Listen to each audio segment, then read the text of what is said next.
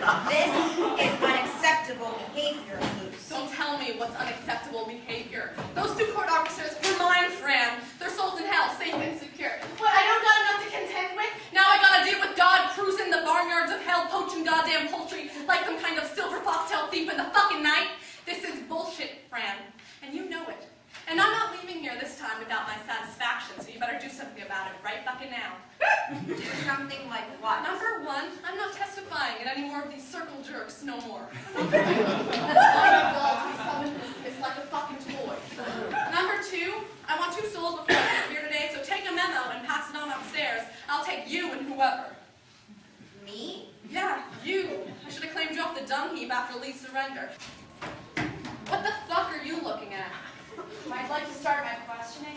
Why, you got somewhere you got a bee dish rag? No, but when you're done crying, just let me know. I'm sorry, maybe someone can clear this up for me, but is today fuck with someone who can rip your heart out through your miserable, dried up cunt day? Is that the day? As far as I'm concerned, I'm pretty sure that today is not that day. You know what, Cunningham? All those excuses you got wedged between that dubious cleavage of yours, your mother, the bulimia, the herpes, the booze, the abortions, the rape, the bipolar pharmaceutical adventures, the twin suicide attempts, and the abject failure at every relationship you've ever attempted. All those things do nothing to band-aid the simple fact that there comes a time when the world stops rewarding potential.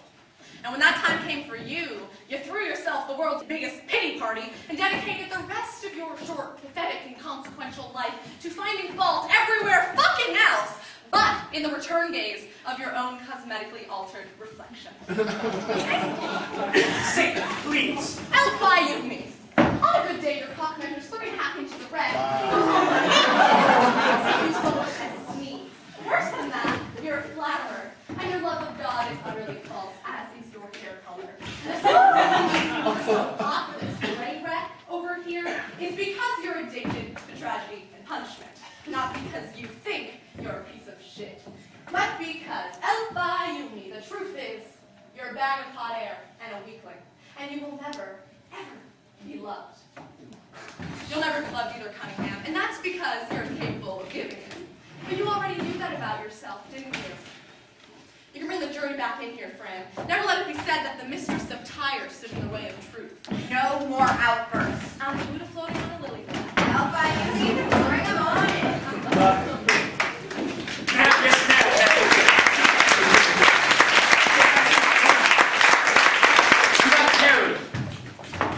Counselor, you may begin.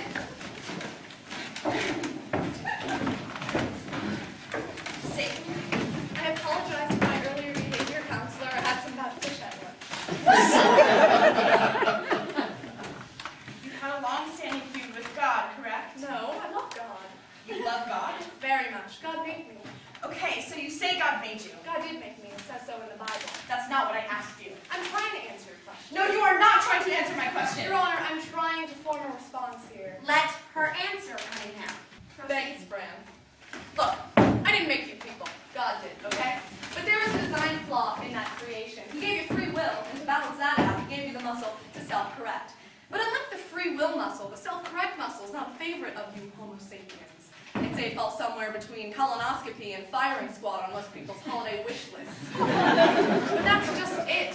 I don't have to actively compete for human souls. I don't have to lull or flatter or tempt or deceive. Because with God at the helm, and you people wrecking havoc, I'll be perfectly honest, I spend most of my time on the sofa, watching 1-hour dramas on HBO.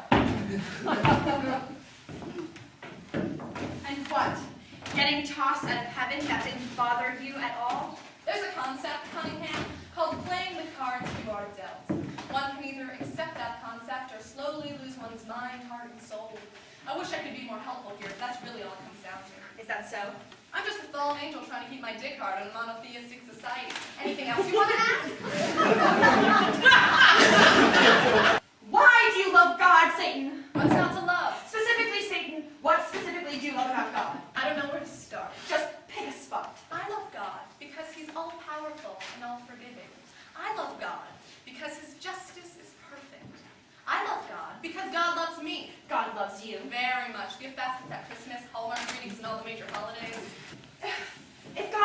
then why did he toss you out of his kingdom? He didn't toss me out, I left. That's not what it says in the Bible. Yeah, they fudged that part, you're right. But that's because people only really respond to fear and threat. If they told you straight up that there is no lock to the gates of heaven, you people would have no incentive to even try to be halfway decent.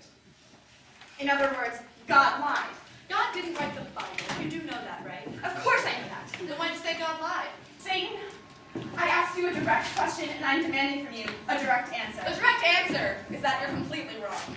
Is God powerless or spiteful, Satan? I'm ordering you to answer. You're powerless and spiteful, Cunningham.